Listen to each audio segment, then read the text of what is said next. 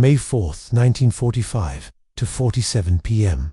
North Atlantic, 47 miles east of Cape Race, Newfoundland. The sea is grey iron under a sky choked with low cloud. The kind of weather that swallows sound and turns horizons into guesswork. Captain Daniel V Gallery stands on the bridge of USS Guadalcanal, binoculars pressed to his eyes, scanning a patch of churning white water half a mile off the starboard bow. His destroyers Pillsbury Pope, Flaherty, Chatelaine, Jenks circle, like wolves, sonar pinging, depth charges primed. The war in Europe is dying. Berlin has fallen. Hitler is dead. But here, in the killing cold of the North Atlantic, one last predator is still hunting. U-858 has surfaced.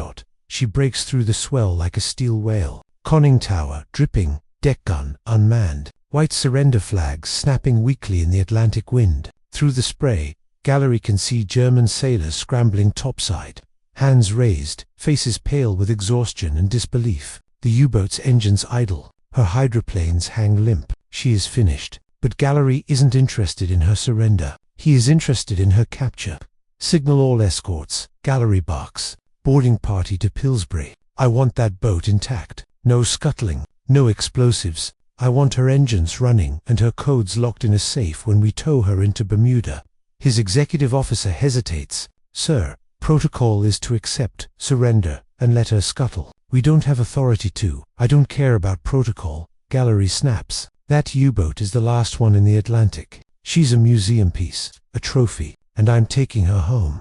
It is an act of defiance that will echo through naval history. But to understand why this moment matters, why one American captain would risk court-martial, defy direct orders, and gamble his career on a rusting enemy submarine, you must first understand what Gallery has already done, and what the U-boats have cost the Allies in 6 years of silent slaughter beneath the waves. U.S. Navy War Diary. Task Group 22.3, May 1945. The Battle of the Atlantic is the longest continuous military campaign of World War II, begins in September 1939, and does not truly end until May 8, 1945. In those 2,075 days, German U-boats sink 2,825 Allied merchant ships, 14.5 million tons of steel, oil, ammunition, food, and men sent to the bottom. U.S. Strategic Bombing Survey, 1946. The numbers are staggering. Over 30,000 Allied merchant sailors die.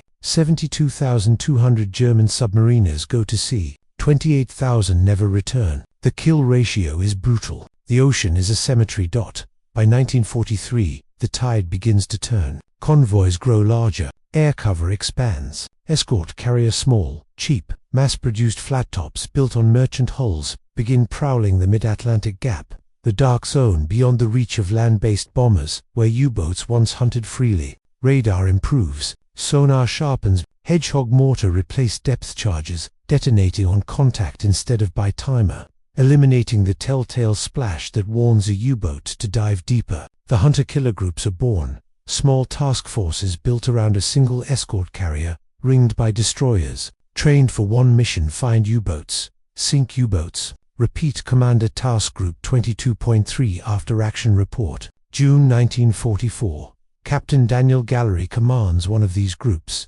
His flagship is USS Guadalcanal, a Casablanca-class escort carrier, 512 feet long, displacing 7,800 tons, carrying 28 aircraft Grumman, F-4F Wildcats, and TBF Avengers. She is not glamorous. She rolls in any swell. Her flight deck is so short that pilots joke about landing on a postage stamp, but she is effective. And Gallery is obsessed. He is 41 years old, a Chicago native, a Naval Academy graduate, a man who wears his ambition like a uniform. He believes the Allies have been wasting opportunities. Every U-boat that surrenders is scuttled by its own crew, charges blown, valves opened, codebooks burned, the boat sent to the bottom before Allied sailors can board. Gallery thinks this is madness. He wants a U, not just to sink it, to own it, to study its machinery, crack its ciphers, parade it through American ports as proof of victory. He drills his men obsessively. Boarding parties, damage control,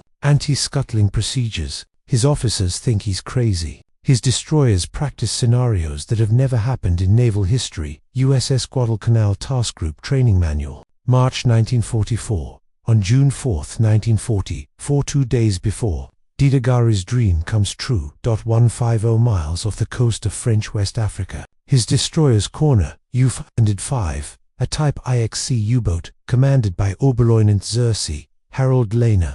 Depth charges hammer the boat from below. The hull groans, lights shatter, chlorine gas hisses from cracked batteries. Lunga surfaces, surrendering, ordering abandon ship. His crew pours onto the deck, diving into the ocean, expecting the boat to explode beneath them. But Gallery has anticipated this. Within minutes, a boarding party from USS Pillsbury, led by Lieutenant Albert David sprints across U-505's slick, tilting deck, smashes open the conning tower hatch, and plunges into the dark, flooding interior. They rip out codebook. They disable scuttling charges. They plug leaks with mattresses and rags. They save the boat. 3 hours later, Guadalcanal takes U-505 under tow. Gallery has captured the first enemy warship boarded on the high seas by the U.S. Navy since 1815. U.S. Navy Board of Awards, November 1944. The capture is classified top secret. The codebooks are flown to Bletchley Park. The Enigma rotors are analyzed. The intelligence windfall is immense, but Gallery is reprimanded. He exceeded his authority. He risked lives for a stunt. He is warned, do not do this again. He doesn't care now. 11 months later, the war is ending. Germany is broken. The Kriegsmarine is surrendering en masse. U-boats are surfacing across the Atlantic, white flags flying, crews hollow-eyed and starving. Radios crackling with Donitz's final order. All U-boats cease fire and surface. Proceed to Allied ports. Do not scuttle. Gross Admiral Karl Dönitz. Order to U-boat fleet. May 4, 1945. It is over. The killing is done. But for Daniel Gallery, this is not an ending. It is an opportunity. U-858 is Germany's last active U-boat in the North Atlantic. She is a Type IXC, same class as U-505, 883 tons surfaced, 1,120 submerged, 6 torpedo tubes, 22 torpedoes, 251 feet long, capable of 18 knots surfaced, 7 knots submerged, crewed by 48 men who have been at sea for 63 days without resupply. The boarding party hits U-858's deck at 3:12 p.m., boots clanging on wet steel, seawater sloshing over the saddle tanks. Lieutenant Commander Earl Trissino leads 9 men from USS Pillsbury, electricians, torpedoman, a machinist's mate, a signalman clutching bolt cutters and a flashlight. They are soaked within seconds. The U-boat rolls heavily in the swell, and the conning tower hatch stands open, a black mouth exhaling diesel fumes and the stink of unwashed men. Trissino doesn't wait for permission. He drops through the hatch into the control room, pistol drawn, shouting in broken German for anyone below to show their hands. USS Pillsbury boarding log, May 4, 1945. The interior is chaos. Water sloshes ankle deep across the deck plates. Emergency lighting flickers red. The crew has abandoned ship, but they have left the scuttling charges armed. Trissino can see them. Canvas satchels wired to the ballast tank valves. Timers ticking, designed to flood the boat and send her down in under 4 minutes. His electrician, Zenon Lukosius, a 22-year-old kid from Pennsylvania, crawls into the bilge with wire cutters, hands shaking, disarming charges by feel in near-total darkness. Every second counts. One wrong cut and the Atlantic pours in. But Lukosius is methodical. He learned his trade at the Philadelphia Navy Yard, trained on German equipment captured from U-505 11 months earlier. Gallery's obsession has paid off. By 3:19 p.m., the charges are dead. Electrician's mate, second class, Zenon Lukosius. Post-action interview, May 1945. Trissino exhales. He keys his radio. Guadalcanal, this is boarding party. Boat is secure. Repeat, boat is secure. No scuttling, she's ours. On the bridge of Guadalcanal, Daniel Gallery allows himself a grin. He has done it again. Defied protocol. Ignored the rulebook. Captured a second U-boat. And this time, there would be no reprimand. Because this time, the war is already over. Berlin has fallen. The Reich is ash. What's one more act of piracy against a nation that no longer exists? But U-858 is more than a trophy. She is a time capsule. A snapshot of German desperation in the final weeks of the war. And as Trissino's team begins cataloguing her interior, they discover just how close the Kriegsmarine came to bleeding out entirely. The Type IXC U-boat is a masterpiece of compact lethality. Designed in the late 1930s by the Kriegsmarine with Wilhelmshaven and refined by engineers at Defiance in Bremen, she displaces 1,120 tons submerged, measures 251 feet from stem to stern, and carries enough fuel to patrol for 13,450 nautical miles at 10 knots range, enough to hunt off the coast of South Africa or Brazil. Technical Manual, Kriegsmarine, U-boat Type IXC, 1942. Her pressure hull is constructed from 18.5 mm steel plate, rated to 230 meters operational depth, with crush depth theoretically around 280 meters. 6 torpedo tubes, 4 forward, 2 aft, can fire 22 torpedoes total. G7E electric eels, running silent at 30 knots, or G7A compressed air models, hitting 44 knots with a telltale wake of bubbles. Her deck gun, a 10.5 cm SKC-32, is gone by 1945, stripped to save weight and reduce surface vulnerability. She is designed to kill and vanish. Bundesearchiv U-boat construction records, 1941.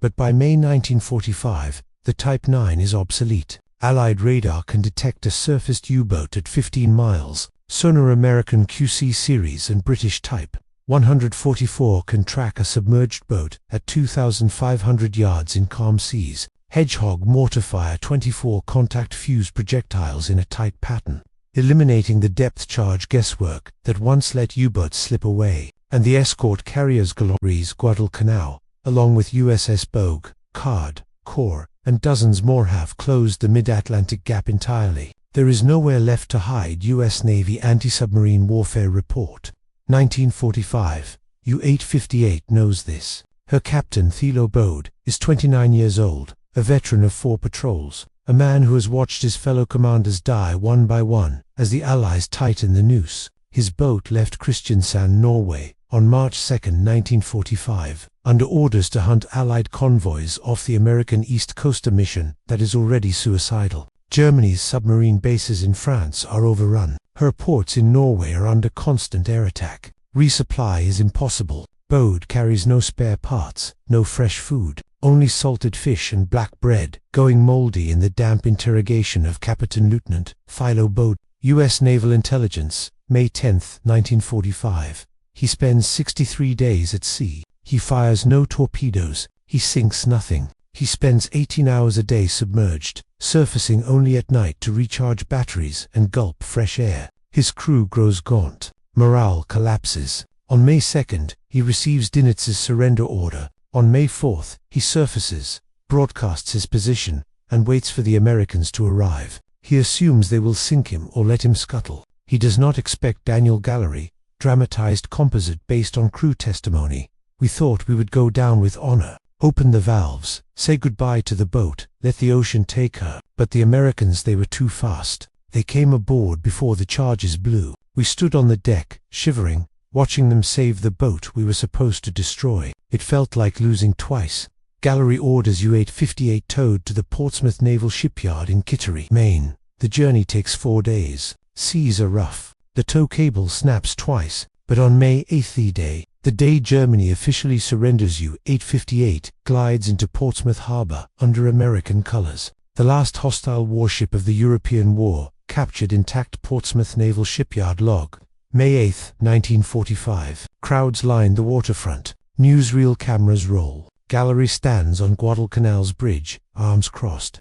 Vindicated. The Navy immediately strips U-858 for intelligence. Engineers from the Bureau of Ships descend on her like surgeons. They measure every pipe, every valve, every weld. They photographed the control room, the torpedo tubes, the crew quarters where men slept in shifts, 3 to a bunk, never dry, never warm. They dismantled the diesel engines to man M9V4046, supercharged 6-cylinder units producing 2,200 horsepower each. Marvels of German engineering that can run for 15,000 hours between overhauls. Bureau of Ships Technical Report, SF-134, June 1945. They test the electric motors, the Siemens Schucker double-acting units that drive the boat submerged. Silent and deadly at 7 knots, for 90 miles on a full charge. But the real prize is the codebooks. U-858 carries the April and May 1945 Enigma keys, along with grid charts for the Atlantic, recognition signals, and a complete copy of the Kriegsmarine's weather code. The intelligence is mostly obsolete. The war is over, but it confirms what Bletchley Park has suspected.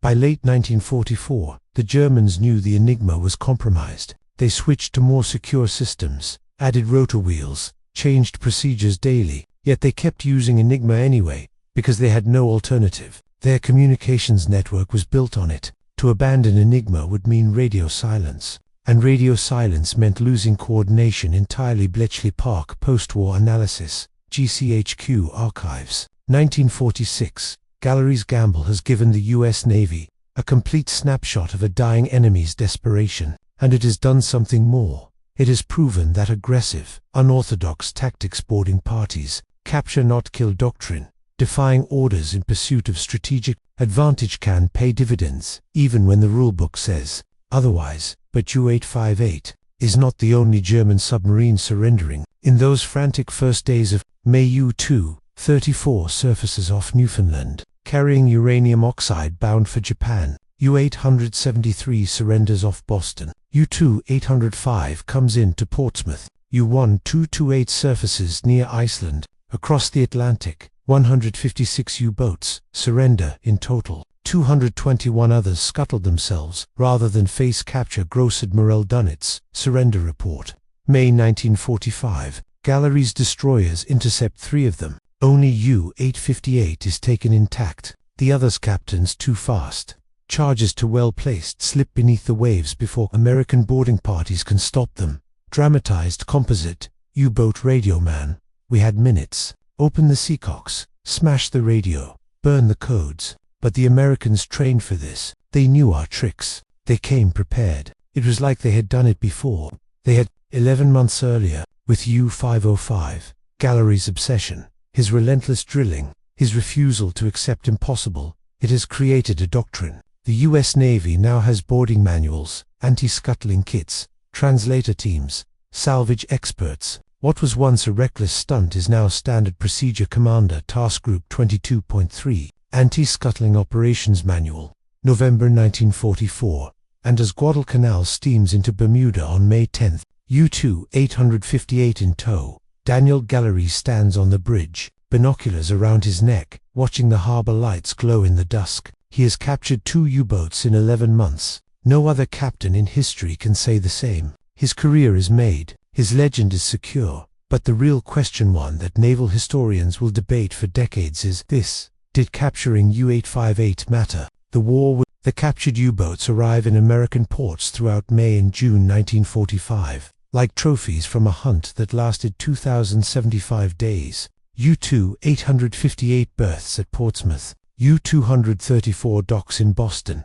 Her cargo of uranium oxide quietly seized and vanished into the Manhattan Project's supply chain. U-55 Gallery's first prize from 11 months earlier sits in Bermuda, already stripped to the keel, her Enigma rotors in a vault at Fort Meade, her diesel engines disassembled in a Bureau of Ships laboratory. The U.S. Navy has what it wanted: complete anatomical knowledge of the enemy. But Gallery wants something more. He wants the public to see what American sailors fought against in the dark. Freezing waters where convoys burned and men drowned by the thousands. He wants U-858 to become a museum, a monument, a warning. Captain Daniel V. Gallery.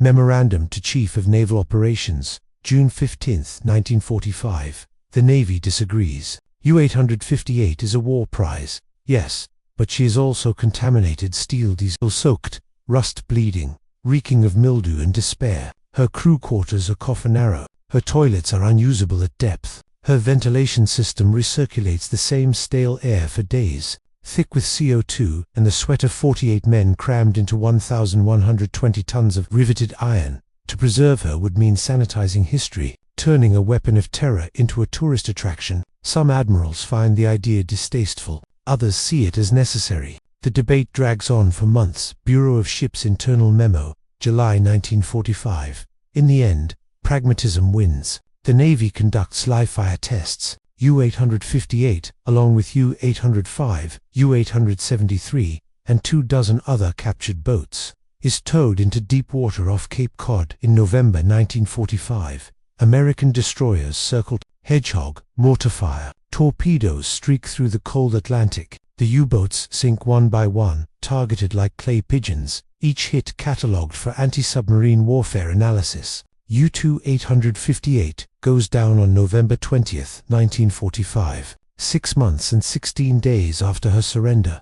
Her hull ruptured by a Mark 24 acoustic torpedo on American Fido, homing weapon that tracks diesel engine noise and detonates on contact. She settles on the seabed 250 feet down, just beyond her rated crush depth, and disappears from History Bureau of Ships Test Report. Live fire, ASW trials. December 1945, only U-505 survives. Gallery fights for her. He lobbies Congress. He writes editorials. He gives speeches in Chicago, his hometown, arguing that the boat belongs in a museum, that future generations need to see what the Battle of the Atlantic cost. In 1954, after 9 years of bureaucratic warfare, U-505 is donated to the Museum of Science and Industry in Chicago. She is hauled overland through city streets, crowds lining the route, and installed as a permanent exhibit. Gallery attends the dedication ceremony in full-dress uniform. Vindicated at last. Museum of Science and Industry, Chicago,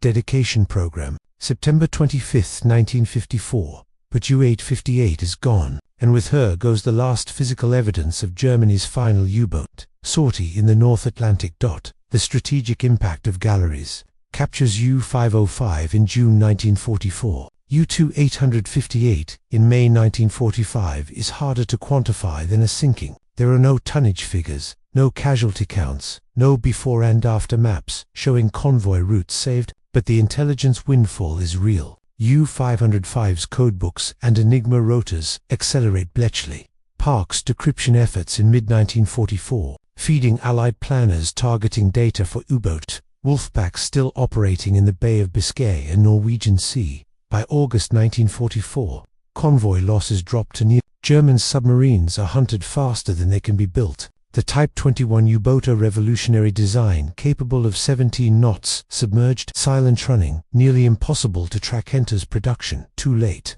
only to become operational before the war ends. The rest rot in slips at Hamburg and Kiel. Unfinished U.S. strategic bombing survey. The effects of strategic bombing on the German war economy. 1946, U-858's capture, though symbolically potent, yields less immediate intelligence. Her codes are obsolete within hours of surrender. Her crew interrogated ostensibly at Fort Hunt. Virginia provides psychological insight, but little operational value. Thilo Bode admits his patrol was futile. He fired no torpedoes. He sank no ships. He spent 2 months hiding, surfacing only to breathe, waiting for the war to end. His testimony, along with reports from 40 other captured U-boat commanders, paints a picture of exhaustion, disillusionment, and collapse. Operational Intelligence Report, Interrogation of U-boat personnel, U.S. Naval Intelligence, June 1945. Composite testimony from interrogation transcripts,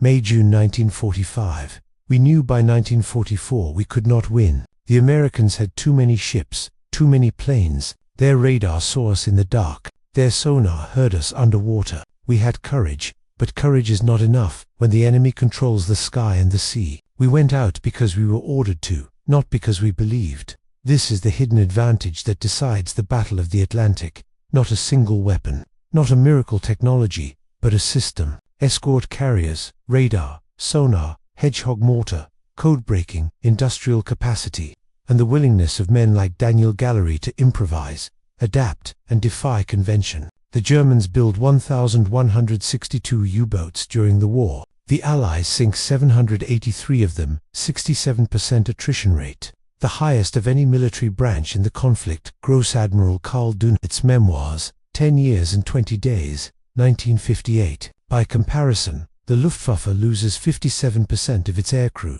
the Wehrmacht, 30%. The U-boat service is a death sentence, and every German submariner knows it. Gallery's captures expose this desperation to the world. When U-505 is paraded through American newspapers in 1944, albeit under censorship, the psychological effect is immediate. Allied sailors see proof that U-boats can be beaten, boarded, captured, German submariners see proof that surrender is futile, that even the ocean will not keep their secrets safe. Morale crumbles. Defections increase. By early 1945, some U-boats refused to leave port. Psychological Warfare Division, SHAEF, report on enemy morale. February 1945. The doctrine born from Gallery's audacity outlives the war. During the Cold War, the U.S. Navy adopts aggressive submarine hunting tactics modeled on Task Group 22.3's methods: continuous sonar tracking, coordinated air-sea patrols, boarding and seizure protocols for enemy vessels. Soviet submarines are shadowed relentlessly in the Atlantic and Pacific. Several are forced to surface under duress. None are captured. Cold War politics prevent that, but the threat is implicit. The Americans have done it before. They can do it again. Cold War Naval Operations Review, Naval War College, 1978. In the Gulf War, the doctrine evolves further. U.S. Navy SEALs board and capture Iraqi patrol boats in the Persian Gulf, seizing intelligence and denying the enemy mobile assets. The tactics are nearly identical: fast insertion, disable scuttling mechanisms, secure the vessel, extract data. Gallery's playbook, updated for the 21st century. U.S. Naval Special Warfare Command, Gulf War After Action Review, 1991. And in the War on Terror, the principle extends into cyberspace: capture, don't kill. Intelligence, not destruction. Servers are seized, hard drives cloned, enemy networks infiltrated and exploited. The logic is the same. A destroyed enemy tells you nothing. A captured enemy tells you everything. Gallery understood this instinctively. He was not content to sink you. He wanted to own them, to dissect them, to learn from them. And in doing so, he created a template for modern warfare that prioritizes information dominance over firepower, adaptation over doctrine, and boldness over caution. Daniel V. Gallery retires from the Navy in 1960 as a Rear Admiral, age 56, decorated with the Distinguished Service Medal, the Legion of Merit, and the Navy Cross. He writes memoirs. He consults on submarine films. He becomes a minor celebrity in naval circles, known as much for his sharp wit and disdain for bureaucracy as for his wartime exploits. He dies in 1977, age 73, and is buried in Arlington National Cemetery. His headstone reads simply, "He captured U-505 Arlington National Cemetery." Section 2, Grave 4867A, U-858, by contrast, has no grave marker. She lies on the seabed 40 miles southeast of Block Island, her hull collapsed, her conning tower crushed, her torpedo tubes empty. Divers occasionally find her, sonar occasionally pings her, but she is forgotten, overshadowed by her sister U-505, gleaming under museum lights in Chicago, visited by 500,000 people every year. Yet U-858 represents something U-505 does not: the absolute finality of Germany's defeat. U-505 was captured in June 1944, when the war still raged, when the outcome was uncertain, when every scrap of intelligence mattered. U-858 was captured in May 1945, when the Reich was ash, when the codes were worthless, when the only thing left to take was